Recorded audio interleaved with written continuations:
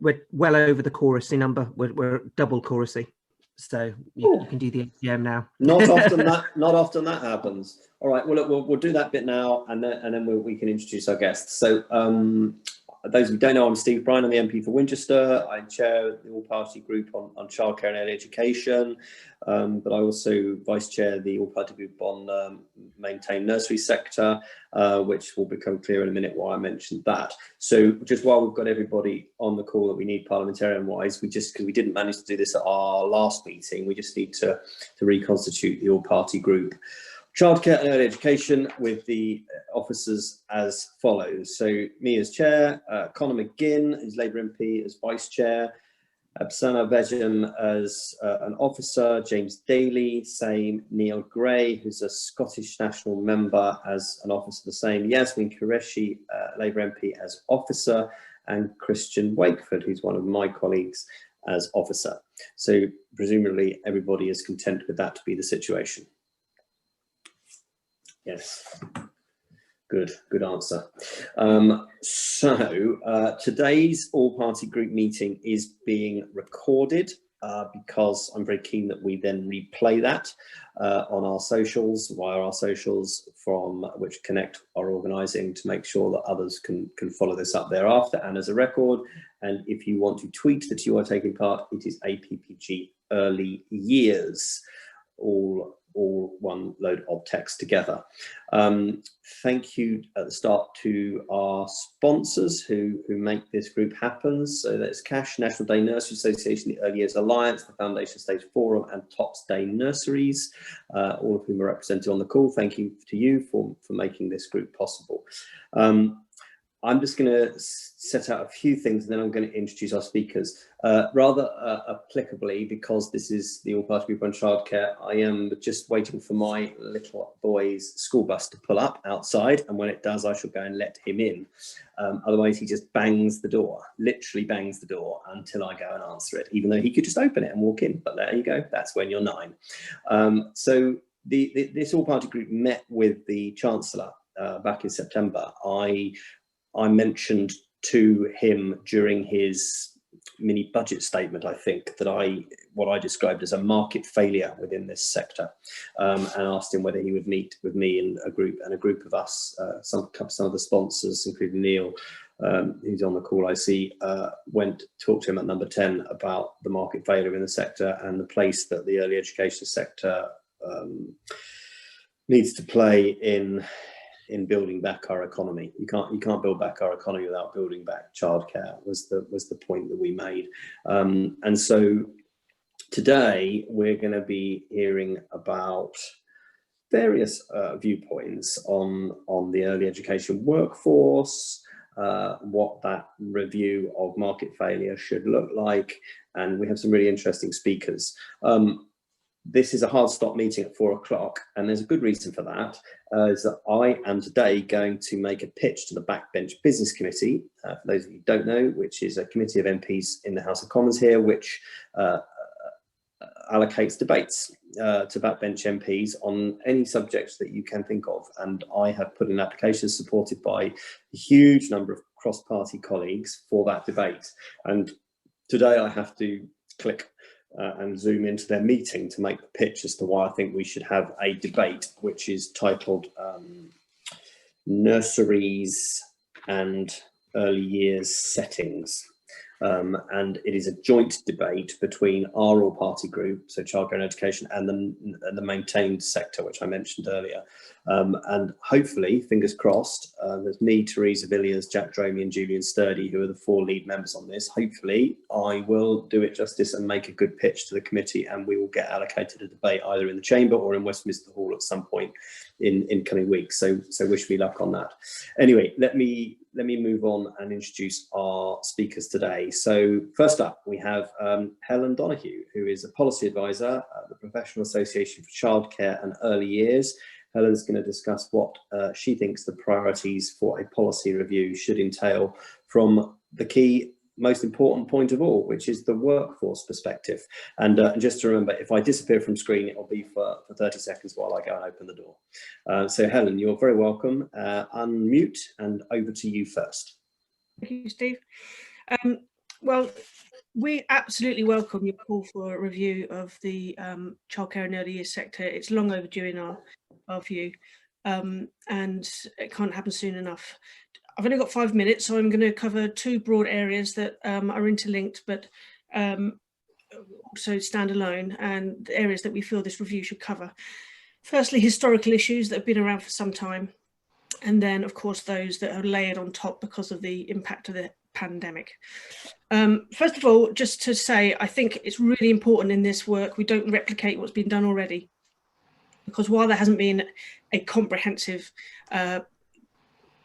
cross-cutting review by government, there has been an exceptional amount of work done in this area already, and we have stacks of data, particularly around the workforce, that I can of course share with you, and so we need to build on that data. The data in many ways tells us what's going wrong. I think the review needs to look at the long-term vision and strategy going forward, and that's essential, because while we've had a great deal of government commitment in this area over the last 10 or so years, the changes that have been made, although incredibly well-meaning, have been tweaked and have been adjustments to the existing system that, brought together, haven't fulfilled the purpose they needed to.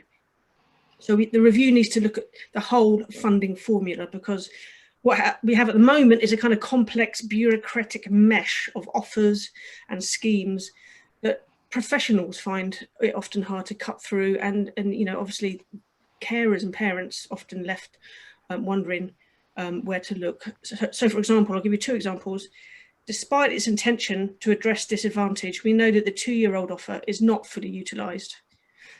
Likewise, data from HMRC shows that only 1 in 6 eligible families are using a tax-free childcare account.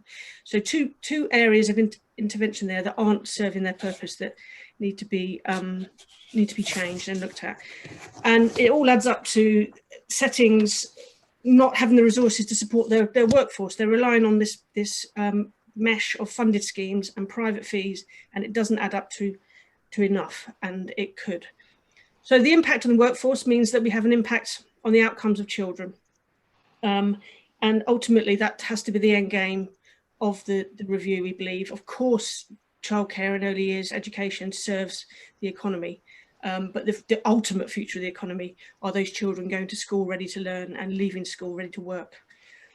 So in terms of the workforce, we need the review to ask, how can we improve recruitment and retention of skilled early years practitioners? How can we make it an aspirational career of choice with real career progression, ongoing professional development, and a decent salary? Likewise, alongside that, how can we improve the public perception of what early years professionals do? Because that has to go hand in foot with it. And how do we address the ageing workforce and make it more diverse and inclusive of men, but also people from Black and minority ethnic backgrounds, so the workforce represents the communities it serves? Because at the moment, I could list thousands of statistics, but I've picked out 4. The average hourly wage across the workforce is under £8.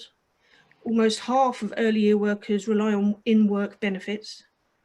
1 in 6 workers will leave their job within a year, and over 90% of the workforce is female. We also know that children do particularly well in settings with well-qualified staff, but this too is an area that's been in decline over the last few years. So another question the review must address is how we attract and recruit more staff at that high qualified level, so at least level 3 and above, and keep them in the sector long term as part of a career with training and rewards. So those problems existed already. COVID-19, of course, has come along and added another layer of difficulties. And I think the one that really stands out, and the one that the workforce will be challenged by in the coming years, is the widening gap in children's development and attainment because of the pandemic. Added to that, well, partly because of that, we're seeing an exacerbation of the reduction in school readiness, which were, as I've said, had long-term problems. But also, as well as early education, we're seeing an increased need for emotional and psychological support of children because of the impact of the pandemic. So we need to ask, what will this workforce need to look like in order to address that? Will they need different skills? Will there be different training needs? And on top of that, how will we train and recruit the additional skilled practitioners we need to provide the quality care to children with special educational needs and disabilities? One final point I'll make is that it's well documented that skills early years professionals bring much more to the lives of young children and their families than just education. And given the impact of COVID-19 and the impact it's had on everybody, we need to think maybe how childcare and early education can fit with the wider needs of families and the wider needs to support mum, dad, carers, grandparents, etc. And does the workforce, the early years workforce, need to develop those additional skills around wider family support? So in conclusion, as I said at the beginning, we desperately need a comprehensive review of childcare and early years provision. We warmly welcome this initiative. The workforce in that sector has always been on the front line, but particularly since March, working long hours and often taking personal risks. And sadly, what our members at Pacey often tell us is they felt taken for granted, really. So we welcome the review, and we hope it will show and celebrate a real ambitious long-term vision for their work. Thank you very much. That's very, very good, and very passionately delivered, as we expected, as always. Hannah, did you want to pull any questions out at this point, or did you? It's probably, because there's quite a few speakers, it's probably best to just do them one by one while we're on it, isn't it? Yeah, I think we'll just save the questions for a Q&A at the end that we can put to. Okay, you want to do it separately. That's fine. All right, Julian Grenier, who's head teacher at Sheringham Nursery School and Children's Centre in Newham in East London, which is a great place. Julian, unmute, off you go. Great, thank you very much. And Hannah's got a PowerPoint, which I think she's going to share with us, which should keep me onto my 5-minute track. Yes, so. Thank you, Helen, for what you said earlier, and I'm certainly very much in agreement with that and going to aim to build on it here. There's a really important and thoughtful and amazing amount really packed into 5 minutes, which has set the bar pretty high. Yeah, so I'm just going to share the screen there. Can everyone see that? Thanks, Hannah. Great. So if you can go on to the second slide for me. Thanks. So the most authoritative data we've got about the importance of preschool, early years education and childcare is the APPG project, which was funded by the DFE, which summarises the critical importance of high quality early years provision, and commenting that at a range of time points, disadvantaged children gained from high quality preschool. It reduced the risk of antisocial or worried behaviour and improved attainment. It was particularly important for children who had a less stimulating home environment or who were from families where parents had poor or no qualifications. And I think just to put a bit of human life into that paragraph, you know, where I am in Newham, where we're working with large numbers of disadvantaged children, the investment that Newham has made in its early years and in its school system means that children in Newham now do better by the end of the early years than the average children in England, and go on to do better in their schooling than the average children do in England. So we can really see how the findings of APPG have actually improved children's lives in places like Newham, East London. So if you can move on for me, Hannah. The additional point that the APPG report usefully makes is that the, if you can just move me on to the next slide, thanks. The IFS has also estimated that there is a financial benefit to the exchequer of children attending preschool of high quality. And that positive financial return comes over the lifetime earnings to the individual household and in turn to the exchequer. So a really strong economic argument there, as well as educational argument. Okay, but we also know that we have very sobering facts in this country around the attainment gap. And I don't think anyone's predicting that that's going to get any better as a result of the COVID-19 pandemic. The gap begins in the early years, already evident when children begin school aged 5, and it grows wider at every stage of education. which is very sobering for all of us. And that's not going to get any better as a result of what we're going through at the moment. But on the other hand, if we want to have cause for optimism and hope, it's to go back to that EPSI finding, which is that if we can get things right in the early years, we can make a lifelong difference to our young children. Okay, Hannah. So it's very difficult for children to catch up if they fall behind and leave the early years behind most of the other children. So the early years is a really important space to make a difference to young children's lives. The EPI has this useful definition around quality because, of course, it's a bit of a mum and apple pie argument, isn't it? Who's going to argue against high quality? But what do we mean by it? The EPI has this useful way of thinking about the two dimensions of quality, the structural quality, what they call the iron triangle, workforce training and professional development, child to staff ratios, group size, and then also very importantly, process quality, the minute by minute experiences of those children in early years education and childcare. So I think the key question that takes us to is, what is this for? Is it childcare for working parents? Is it early education for children? Is it about promoting more equal life chances? And those three things get very tied up together. If we're going to say it's all of the above, which I think we should, then we have to just have a couple of notes of caution.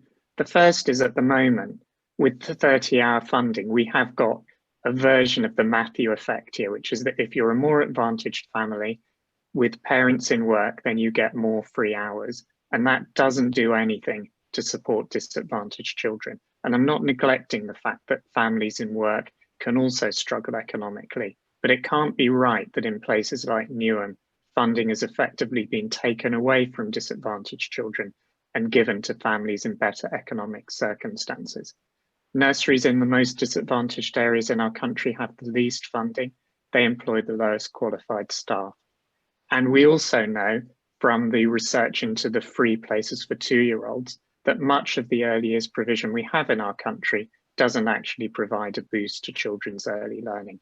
In other words, we can spend a lot of money on those free places for 2s, but not actually see any positive benefit for the children. So that means that we must tie into this a focus on systematic quality improvement. And we've been really fortunate to do this in Newham with support from the Mayor of London, bringing together over 100 PVI settings in a cross-sector quality improvement approach, the Newham Early Years Hub. And through that, we've both improved quality, but we've also seen more disadvantaged children accessing free places and more children with SEND getting a place. So in other words, we do know something about what works to make a difference in this space. So I've just got a couple of final points to make. If we are going to take this important opportunity to have a reformed funding system, I will just make these 3 points to leave everyone with. The first thing is we are going to need comprehensive workforce reform. And I think it's definitely time to look again at the 2012 Nutt-Brown review and consider Professor Cathy Nutt-Brown's recommendations. Secondly, if we're going to have graduate leadership programs return, which I think we should do, we also need a qualification and a career framework. We need something like the early career framework that teachers have, so that there's ongoing support for professional development. And we also need the sort of salary scales that mean that it's actually worth getting this graduate qualification to work in the early years and to stay in the early years. Otherwise, we see lots of people accessing the funding, getting the qualification, but then moving on up and out of the early years sector if we're not careful. And finally, to say that if we're going to be putting more public funding into the early years, which I think we must, then we need to be clear about the processes that we're following.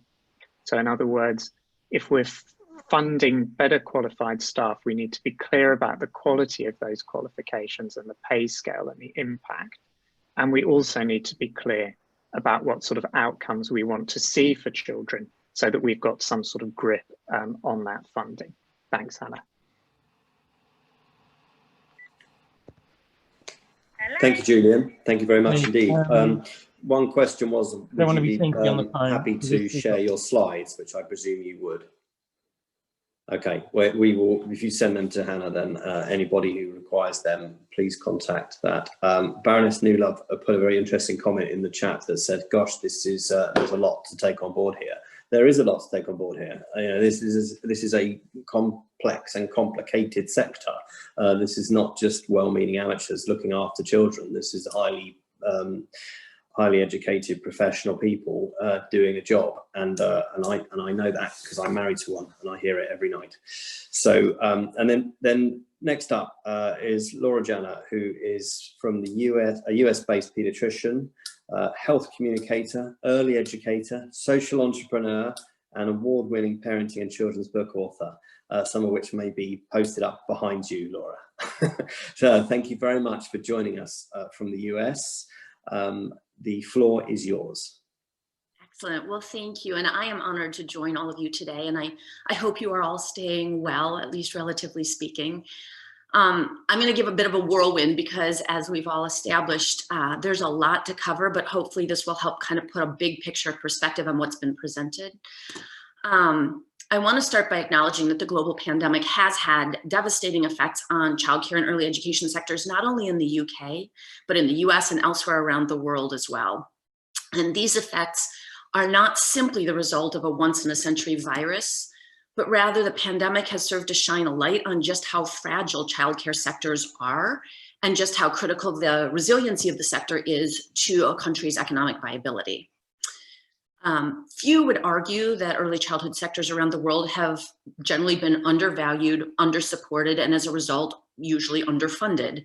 And while this admittedly poses many challenges, I'm here to discuss the critical opportunity I think you and we in the US are now facing. The opportunity to rethink our approach to childcare and early education and build a more sustainable, resilient system. Why now? Because quality childcare not only does help ensure that all children can grow up to be thriving, contributing members of society, a lot of what Julian just presented in terms of details, but is and should be seen as an essential industry for economic recovery. To that end, I want to share with you my perspective on what good looks like in early education, a view firmly rooted in the large and growing body of evidence regarding healthy early brain and child development, as well as the documented benefits of strategic investments in the sector. As a pediatrician, long focused on maximizing the potential of every child, I first want to address the question of why investing early is so foundationally important. The simple answer, or I should say the short answer, is because we now know that what happens in early childhood doesn't stay in early childhood. As but one example, in a large 20-year outcome study of disadvantaged children here in the US, my colleagues at Penn State University found that 5-year-olds with better social emotional skills cultivated during the early years were not only more likely to graduate, get a college degree, and have full-time employment at age 25, but that these early social competencies served as consistent and significant indicators of both positive and negative future outcomes across all major domains. That's education, employment, criminal justice, substance use, and mental health. Again, getting to this cross-sector approach that Julian just referenced. Another significant change over the past several decades that has drawn much needed attention to this opportunity is the extent to which neuroscience now reinforces our understanding. And allow me to just share a brief overview.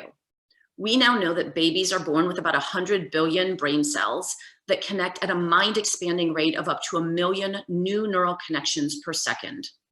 The result is that 85% of brain growth is thought to occur in the first 3 years.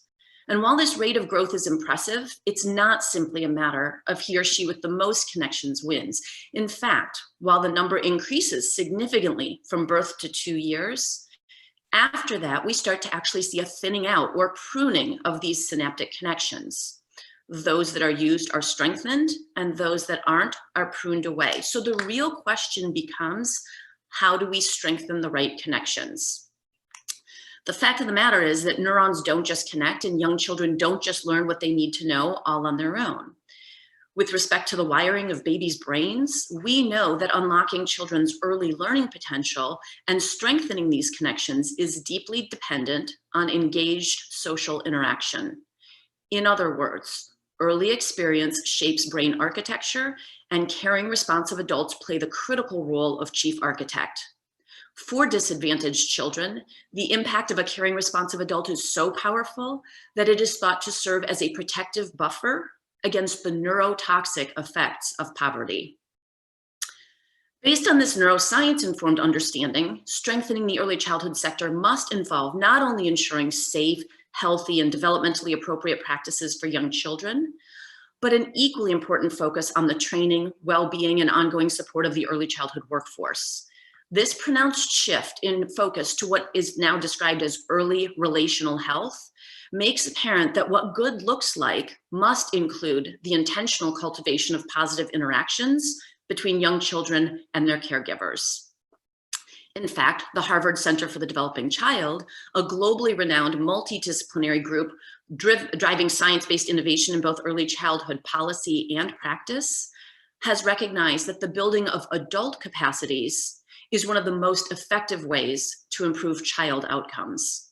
The National Association of the Education of Young Children has similarly focused on early childhood workforce. And as a US-based organization of nearly 60,000 committed to promoting high-quality early learning, NACE recently provided a framework for how best to advance a more unified, diverse, equitable, and effective profession. Key recommendations include: 1, offering a clear definition of the profession along with distinct roles and responsibilities. 2, alignment of professional preparation, pathways, and licensure. 3, supportive infrastructure and shared accountability. And, as I'm sure is not going to come as a surprise to anyone, 4, professional compensation to respond to what they identify as, quote, the untenable situation of low compensation that undermines quality, end quote. So while I'm certain that there are differences in the details between the US and the UK systems of childcare, what I'm equally sure of is the global need to more appropriately value, support, train, and compensate the profession. With respect to the economics of investing early childhood programs have rarely been portrayed as economic development initiatives. As the former owner of an educational childcare center myself, I know just how costly it can be to provide quality, in large part driven by the cost of qualified and appropriately compensated early educators. Providing high quality early education is not an inexpensive proposition. But I would like to suggest that looking at just the upfront costs of quality is short-sighted. It is, in fact, the conclusion of many in the worlds of business, economics, pediatrics, and policy that well-focused investments in high-quality childcare yield impressively high returns.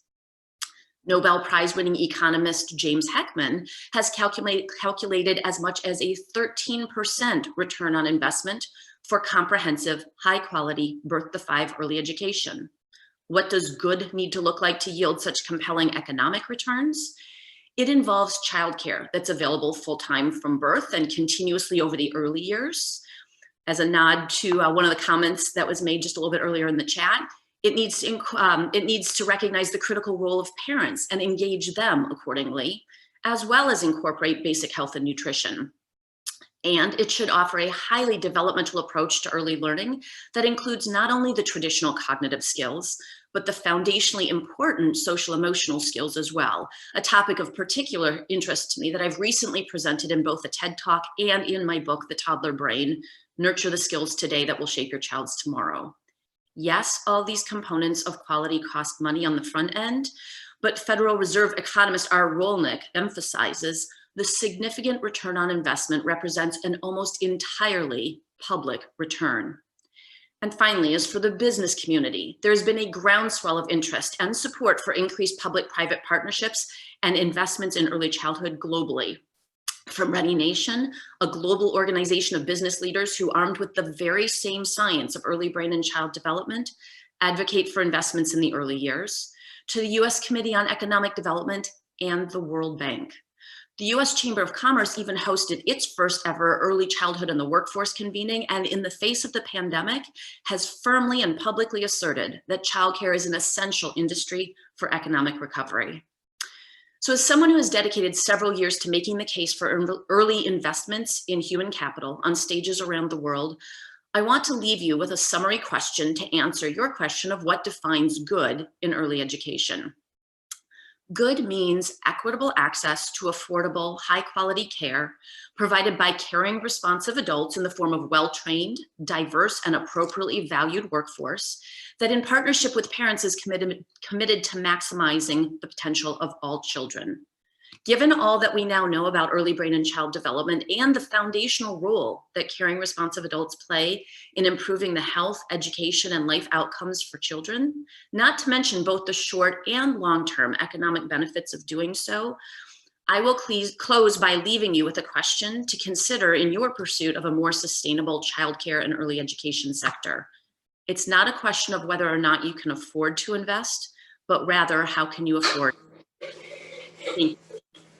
Thank you very much, Laura. That's very kind. Before we open it up to questions to all three of you parliamentarians, my colleague David Simmons is on the call, who's raised his hand.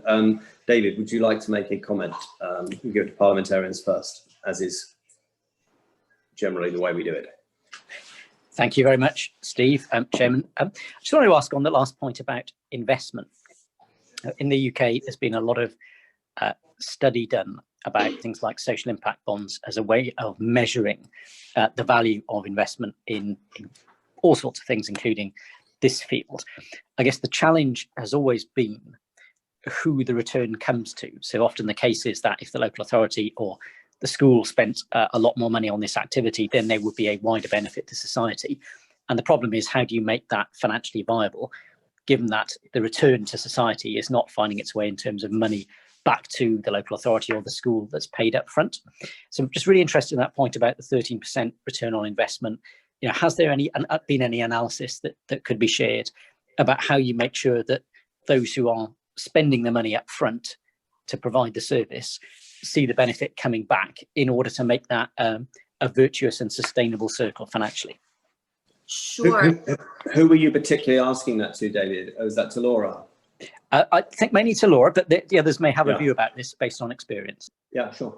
Well, I'm happy to jump in part because I actually helped draft the first templates for the US on social impact finance bonds.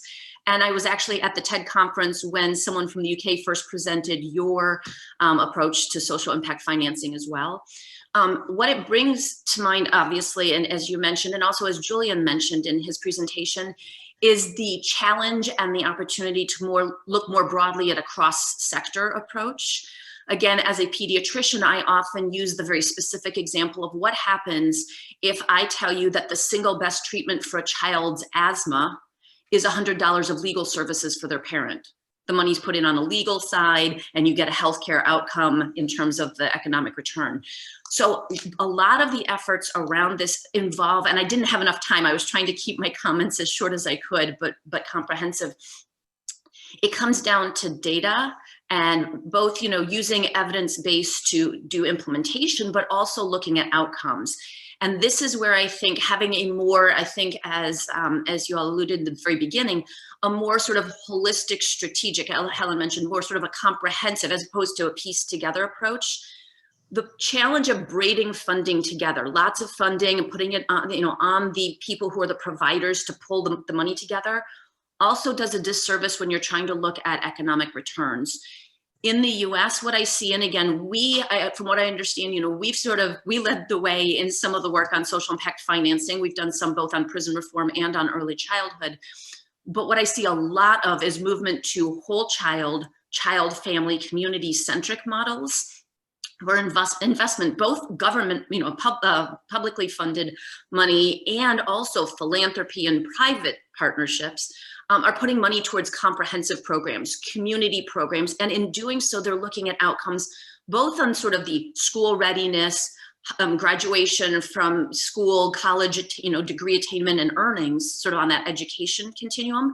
But because they're looking at it more comprehensively, they're able to measure short-term benefits like decreased trips to the emergency room, improved health outcomes, looking at, and again, decreased crime, decreased, teen pregnancies, a lot of other factors that are a significant cost. So that's where I see social impact financing being a real opportunity as long as the data and the big picture cross-sector approach is taken. So hopefully that helps at least address the question. Thanks, Laura. Could you just share on our Twitter, which I mentioned at the start, could you just share the TED Talk, the link to the TED Talk that you mentioned, APPG Early Years? If you can just share that, that'd be great. Okay, Hannah, be guided by you as you've been watching the chat, as I've been trying to listen as well. Who's first? Very happy for people to ask the questions themselves if they're in a place where they can unmute without drowning us out. So we've got a question from Sally, which I think Julian was having a go at answering as well in the chat. That was really interesting. So what is school ready, and do we need a standard definition of that? Good point.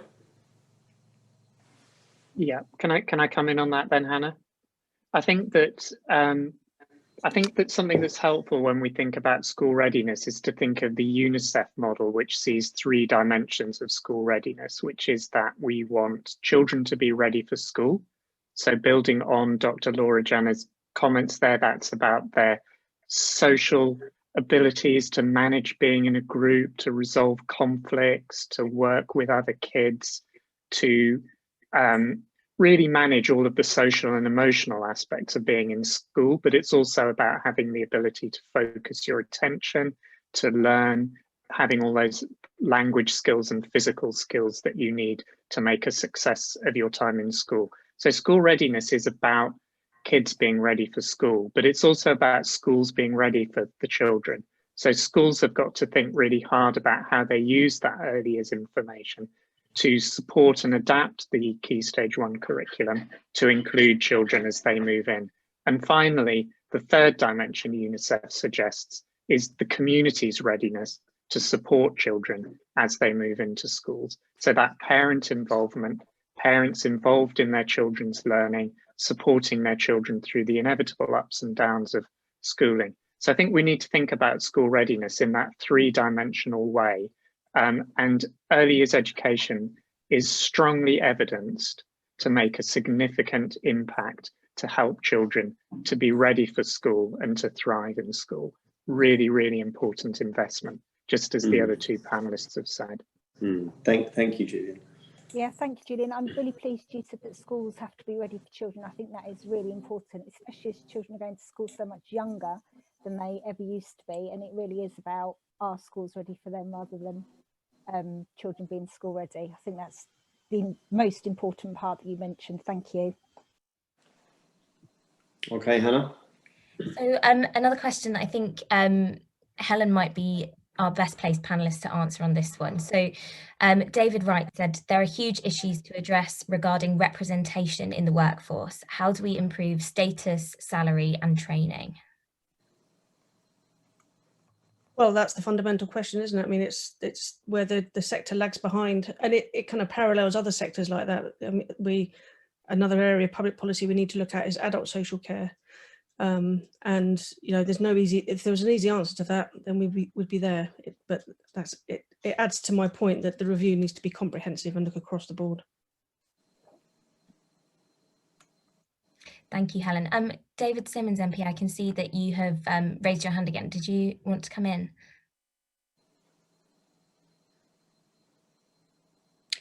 No, I've just forgotten to take it down. Oh, But thanks for spotting me anyway.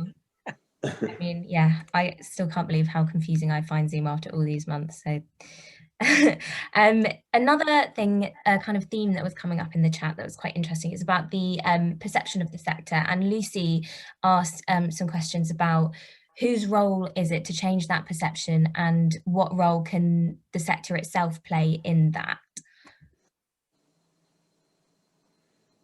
Don't know if any of the panelists have any immediate thoughts on that one. Julian. So whose role is it to change the perception of the sector? And is this something that the sector itself can have a role in as well? Okay, so we'll have a quick go at that. So whose role is it? Well, it has to be everyone's role, doesn't it? So we need to see different messages from government. We need to see other key players in the economy and in society supporting those messages. We need to see the early years workforce itself showing the confidence in its professionalism and know-how, and really explaining to parents what the benefits of early education and childcare are and why this is such an important part of the fabric of a society. And yeah, I think we need the leadership from government, from politicians, from organisations and businesses in our country to come together and make that important point, because otherwise we just remain as a kind of Cinderella sector that is not really valued or understood. Yeah, and to add to that, I think there are structural issues underneath that. The sector is multifaceted, private in parts, maintained in other parts. It involves childminders as well as large cross national chains of providers. So, and again, in similar ways to other sectors such as social care, adult social care, we don't have that kind of united voice, if you like, that colleagues in health services or older school settings might have. So therefore we do need leadership in other areas. And if you just do a scant search of Hansard and look for early years or childminder or such like, it's not there very often. So that's why this work is so important, because this sector really needs it really needs a boost and it needs pushing forward. So I've just seen. I think it's interesting that, just really briefly, sorry, Hannah, I think it's interesting that there's a chartered college of teachers, and there are lots of kind of big national high status organisations for other parts of the education system. And I think it would be great to see that happening for the early years as well. Yeah, absolutely. So I've just seen in the chat a couple of people asking about kind of what we mean when we're talking about a policy review. And I think just to be clear, this is something that as an APPG we're calling for at the moment, and it's something that we've had conversations with the Chancellor about. So yeah, it's something that we're hoping to see. I've seen that Baroness Newlove has asked if she can make a comment. Feel free to unmute yourself and come in, Baroness Newlove. Thank you, Hannah. I'm new to all this, not to the subject, but I'm new to all of this, and I'm trying to keep up within the chat because there is so much information. It is mind-blowing. But having a grandchild of 2 and knowing how my daughter's had to navigate while working and finding out the correct information, I'm just thinking, as I appear in the House of Lords on this policy, how we can link everything together, because it seems very it's kind of, you're navigating different ways and you're all wanting the same for the child, and it brings me back to the quality and the qualification and professionalism of the skilled worker. And I remember going to a summit for child sexual exploitation with David Cameron when he was in Prime Minister, and it was about the quality of the professionals. We haven't got enough. So my question is there enough professionals out there to actually accommodate what we're trying to achieve within the policy that we're making?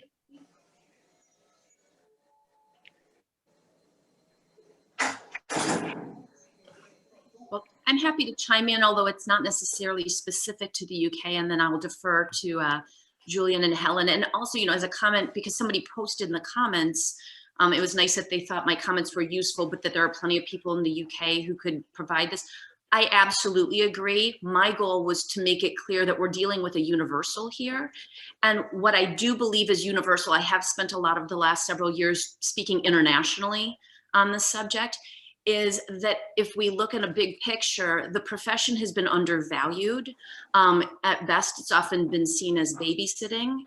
And that I can tell you here in the US, no, we don't have enough in terms of what we need, just like I could say we don't have enough healthcare providers for what we actually need. But that's because it is such an underpaid field that it's hard to convince people to come into it. When they do, I was looking at some of the briefing materials and all, we have the same problem in the US. When I opened my childcare center, I had 200 children, mostly under the age of 5 at my center. I didn't lose my educators to the competition. I lost them to the school system, to the older years, because I could not compete with the compensation because there was such a big difference. So to answer your question, there needs to be a comprehensive approach to this, I think. And again, I'm looking to those of you all in the UK, but from everything I've heard, we need better training. We need better compensation so that you don't spend all your money on training and then get paid less than you would as a grocery store clerk.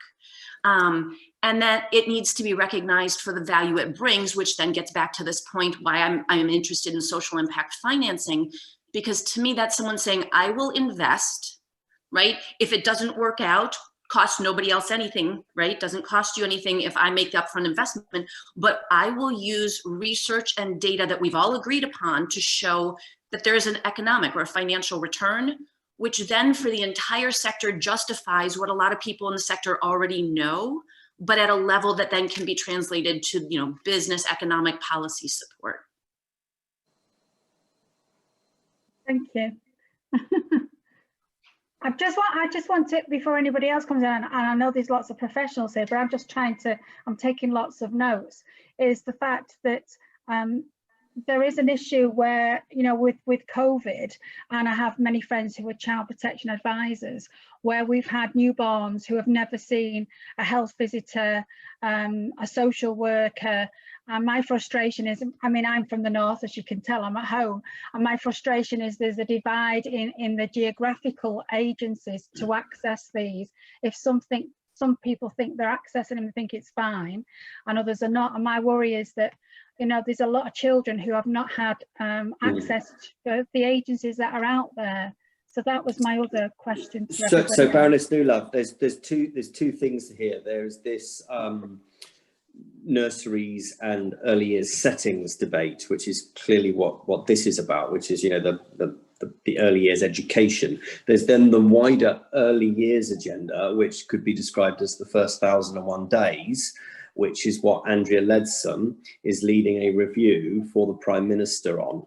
She has something called the Early Years Commission. It's annoyingly confusing that it's the same words, but I would strongly recommend that you connect with Andrea Leadsom. I'm part of that commission. If you wanted to email me, I'll introduce you to Andrea. That you would find that very interesting based on the comments you just made. Thank you very much. Thank you.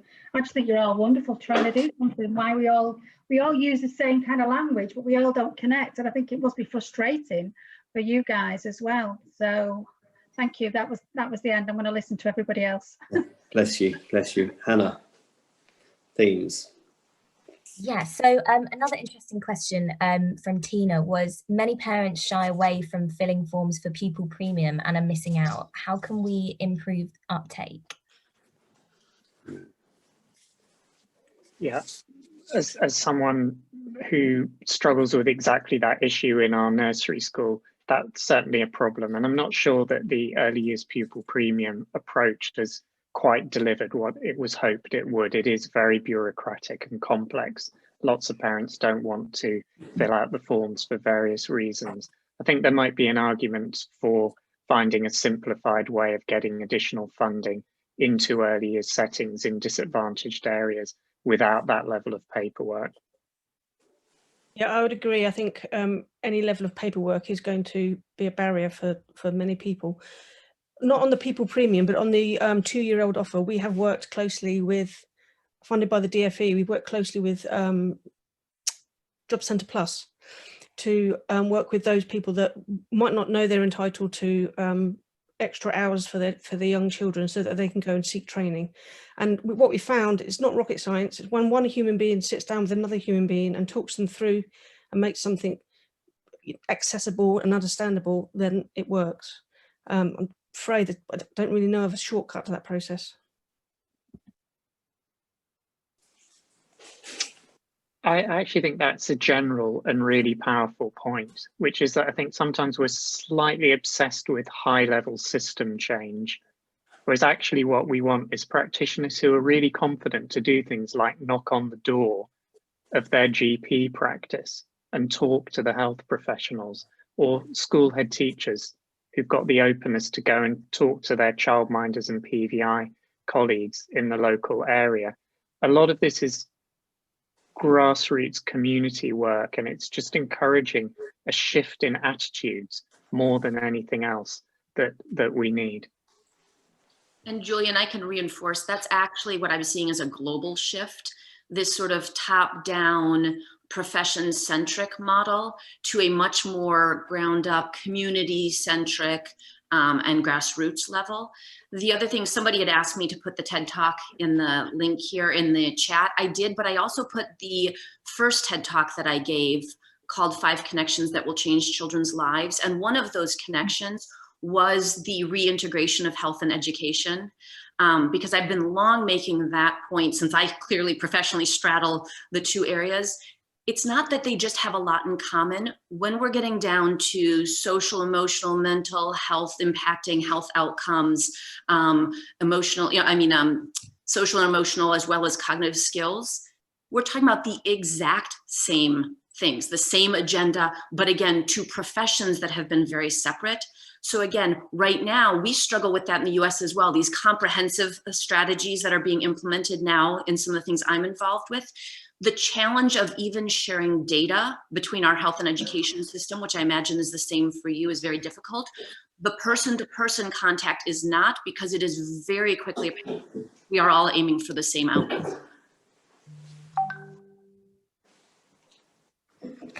Thank you, everyone. I think one of the things that I am keen to emphasize just as we come to the end of the meeting is that we've been working with our sponsors of this APPG to develop a kind of core list of top 3 priorities for what this review should encompass. And to all the parliamentarians on the call, we'd be delighted to share these with you if you find that helpful, particularly moving towards a backbench business debate, as Steve mentioned at the start of the call. And the 3 key things that we've identified is that fundamentally the government should commission an independent review of the costs of childcare that will encompass variation across different types of settings and geographical area. And it will also examine the true scale of underspends as well. And that then, based on the outcome of this review, the rate paid per hour to childcare providers will be brought in line with the cost of delivery and increased each financial year in line with inflation rates and above statutory wage rises. And finally, as has been a massive theme in this session, that it will recognise that early years professionals are educators and centre this principle when considering how the sector should be funded. I just wanted to, I suppose, see whether any parliamentarians on the call had any questions about those things themselves, or whether any of our panelists had any comments that they wanted to add to that as well.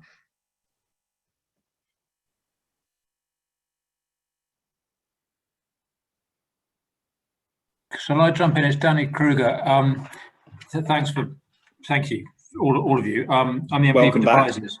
Thank you. Sorry, I just pop away for 10 minutes, but that has all been extremely helpful. I think that last point that Laura was making about the shift towards a more community-based model and is really crucial. And I'm just interested in the tension implicit in the conversation between that and the need for recognition of the status and value and professionalism of people working in this sector. And they're not incompatible. We've got to have both. But I think there is a tension between them. And I would echo the point I think June O'Sullivan made it in the chat about fundamentally we lack an overall shared philosophy about what the early years stage of life is all about and what the role of wider society is in a child before they go to school. And so I think the review itself will be helpful in framing a public conversation about this. But in a sense, I don't know, Steve, to what extent you think it's appropriate for the APPG and the sector to form a view on that before the review gets underway. This is highly political. And there's a sense to which, are we starting with a blank piece of paper, or are we starting with a philosophy that we can try and arrive at to influence the review? I think absolutely we're starting with a philosophy because we are the ones who are connected to the sector. I think the challenge that we have, and it was very clear in our conversation with Rishi, who heard it and understood it, and we presented it very clearly, and he had one of his constituents who was one of the people who came to briefing, which he didn't know, or we didn't know at the time. It was a very good meeting. He said, you know what, I would urge you to talk to DFE. And it was, I don't think I'm telling tales out of school, Hannah, when I say that it was very clear that he wasn't getting any real push from DfE as to where this sits in their importance chain. I know it's very, very important to the minister, but from the department itself, we need a much, much greater push when it comes to making the case for education in the round. But this is the start of education, and I don't think that has happened for way too many years. It's not a criticism of this DfE. I think it has been the case for the DfE for 20 years that this part of education has been an afterthought.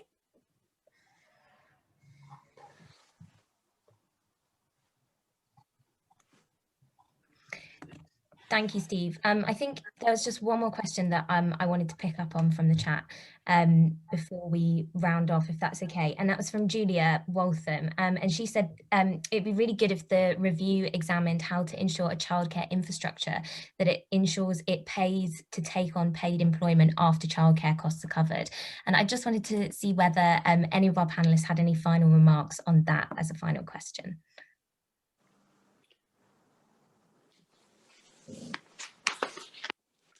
I'll just add what I started out my presentation with, which is that has always been a problem, right, with the cost of childcare and early education.